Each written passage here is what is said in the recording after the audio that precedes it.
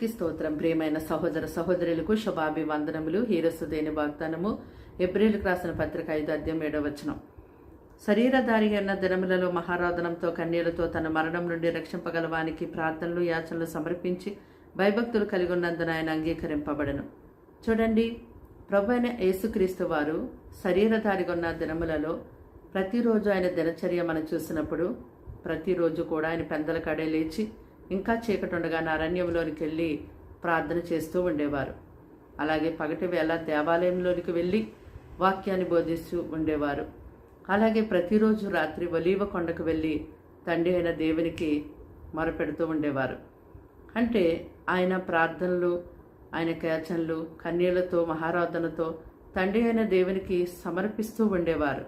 అంతేకాదు, ఒకసారి మోగదయం పట్టినటువంటి ఒక చిన్నవాణ్ణి ప్రభు యొద్దకు తీసుకొచ్చినప్పుడు వెంటనే ఆ చిన్నవాళ్ళలో ఉన్నటువంటి మోగదయ్యాన్ని ప్రభు వెళ్ళగొట్టి ఆ కుమారుని స్వస్థపరిచారు.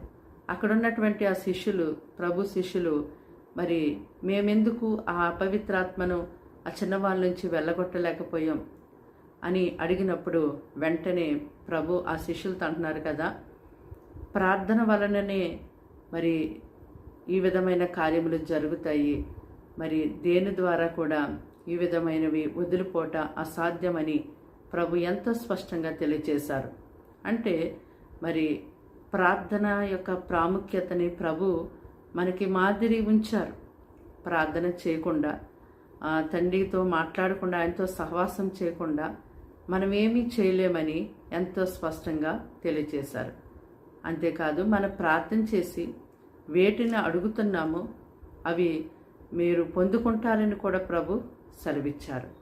కనుక దేవునితో సహవాసం లేకుండా, ఆయనతో మాట్లాడకుండా మనము ఏమీ చేయలేము. ప్రభు యేసుక్రీస్తు వారే మనకి మాదిరి.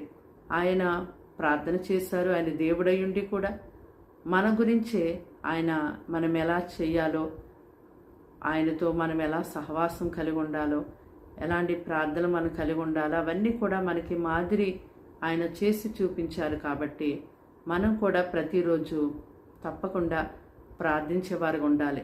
ఆపద సమయంలో, సంతోషకరమైన సమయంలో, మన అవసరతల కొరకు, అలాగే దేవుని మహిమార్థమే ఆయన యొక్క ప్రజగా ఉన్నందుకు ప్రతి ఒక్క విషయంలో మనము ప్రార్థించే ప్రజలుగా ఉండాలి.